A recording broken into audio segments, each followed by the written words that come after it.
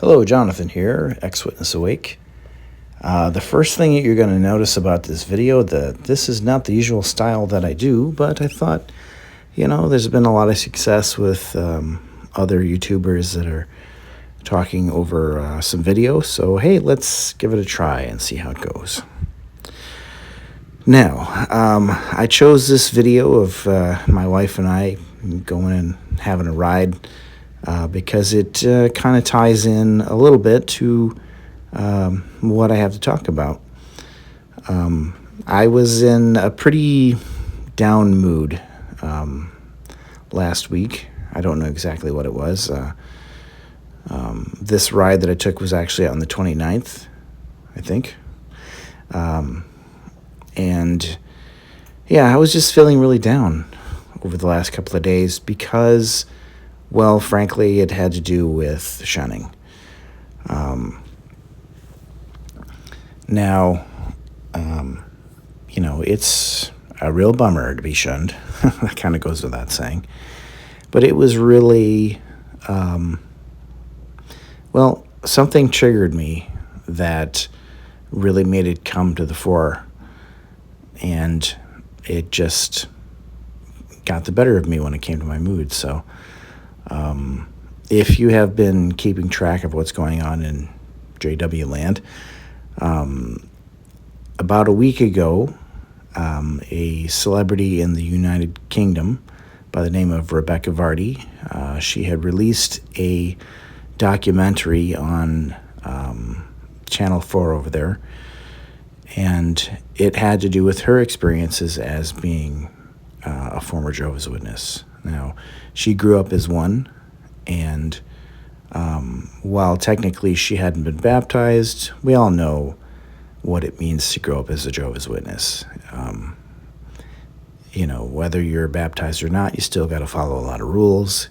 You still got to do a lot of things that make a normal life a little different. So she went through some things, but also she had dealt with an attack by another person, and that was part of what the shunning was about. And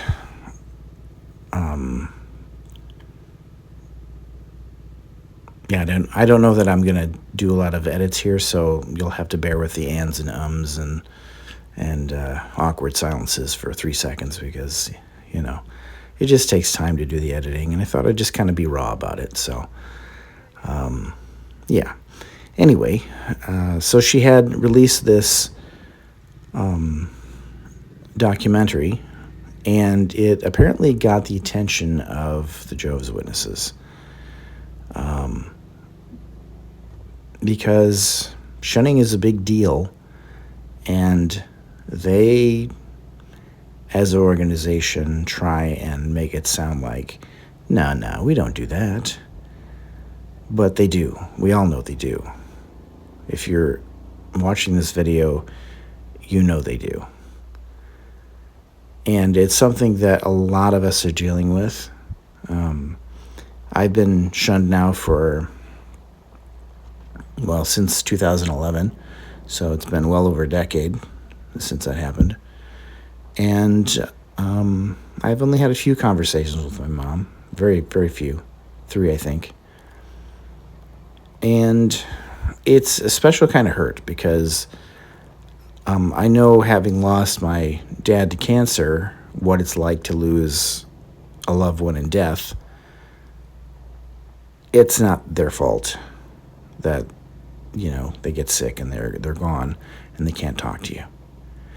It is, however, the fault of somebody who's alive and well, who chooses not to talk to you, who makes that decision, whether it's whatever the motivation might be.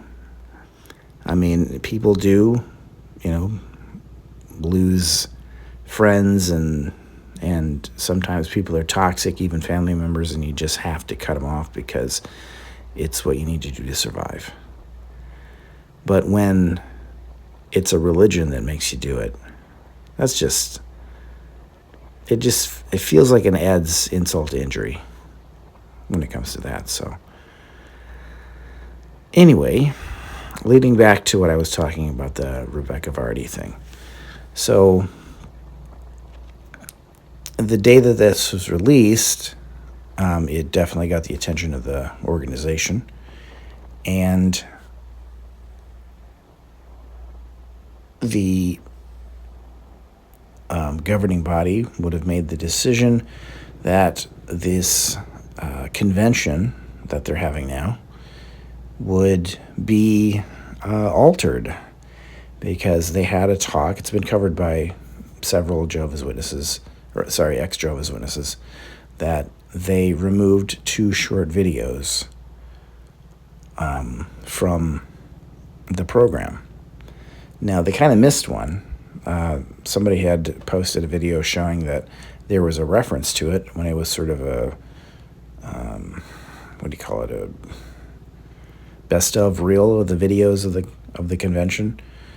And there's like a 2-second clip of one of those, a part of one of the videos that was taken away. Now, the reason they took them away is because they were incriminating, because they are trying to make it look like, no, we don't do shunning. They lie in court, and they lie, in the media, saying that nothing's wrong here, this isn't bad, because everything remains the same except for the spiritual relationship. That has to stop. But regular family relations, they remain the same. Well, that is a bold-faced lie, and we all know it.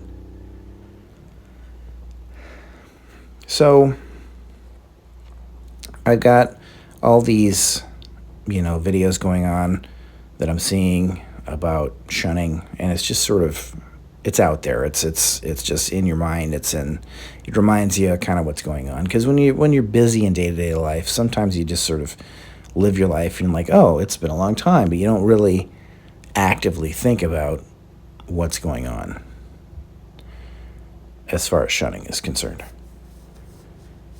But there's that. And then on top of that, I saw a video by Telltale Atheist, Owen, and he was talking about his experiences being shunned by his mom and how that has affected him in his life and affected people that he cares about. And he is very angry, and rightly so, for the things that have happened to him, because he was made homeless. You should check out that video. I'm not going to put a link or anything, but if you just look at it, you'll find it'll be within the last week. But in any case, he was very upset by the things that have happened, and he is just done with it. He is done with his mother, and he has a lot of hurt, you could tell. And he was very emotional about the experiences that he dealt with when comparing his mom to someone who basically took him in and acted as a surrogate mother, and losing that person. There's a lot of hurt there. And I tend to be very, what's the word? I pick up on people's emotions very easily, and I just sort of, I don't know what that's called, a emotional vampire. No, not maybe that's the wrong one. But anyway, I feel it. If I see something that's emotional, I feel those emotions too. It affects me. And I knew that something was off, because the next day I was just watching a cartoon, like some kind of Star Wars cartoon thing, and there was something ever so slightly maternal and emotional, and I couldn't help but just hard cry. And it was happening throughout the day, so I knew that all these things that have been going on really triggered me when it comes to being shunned. I mean, I really miss my mom. That's kind of the gist of it. And it hurts that she doesn't talk to me. And I feel for everybody else that's going through something similar, whatever their circumstances might be, and they're losing their dad or their mom or their sister, brother, best friends. And it's so wrong. And it feels so unjust to have these things happen to you. And you're just left to pick up the pieces. I mean, things could definitely be worse for me. My life is pretty good. But it doesn't mean I'm not affected. That doesn't mean that I don't sometimes just feel super sad because of what's going on. So I feel like even though I'm a busy person and I can't make content as much as I'd like to, I gotta keep doing it, you know? I have to keep moving forward and trying to make a difference when it comes to this. Because, hey, you know what? There's been some successes in the courts and like Norway and things where governments and people are just recognizing, like, whoa, this is wrong. Like, kids are getting hurt. And there's progress. Things are happening. And the organization is scared, frankly, that they're just going to lose it all within a short period of time, I think. I mean, it's all speculation about the whole Toni Morris thing, but maybe Tony was like, you know what, I'm done with this, I'm out. So he could see that the ship is sinking, and he doesn't want to be there anymore. I don't know. It could be. So that's basically it. I just was having a really rough time, and it was affecting how everything was going out through the day with the kids and with my wife. So we hopped on the bike, and you know what? I just kind of let it all melt away. And we got to enjoy a nice ride and, get some fresh air, sunshine, see look at the houses and stuff. And it's freeing. So I'm glad I have that.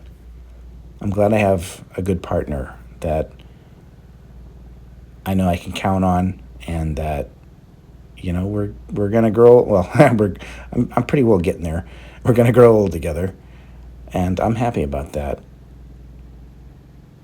The only thing I'm unhappy about is that my mom, who is in her 70s, is just going to keep getting older and probably keep on keeping on the way she's doing, and then be gone.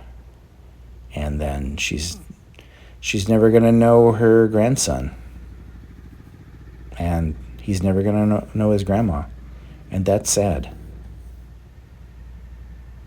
So anyway, I don't want to make it sound like, I'm still bummed out about it. I'm a little bit, and just talking about it, but, I guess, if you're going through something similar with your family, just find that thing that helps you get through and, helps melt it away. And just keep fighting. Keep fighting the good fight. If you can talk about these things yourself, do that, please. More voices. Even if your story is 10 minutes long and you don't really have anything else that you want to contribute, that is something that might affect someone in a positive way. And it feels pretty good to do it, mind you, Just get things off your chest and talk about what's going on. So anyway, I'm going to stop it here. And I hope that things are going well for you. And please like, share, and subscribe if you can. I want to keep talking, so more audience, please. Have a good day.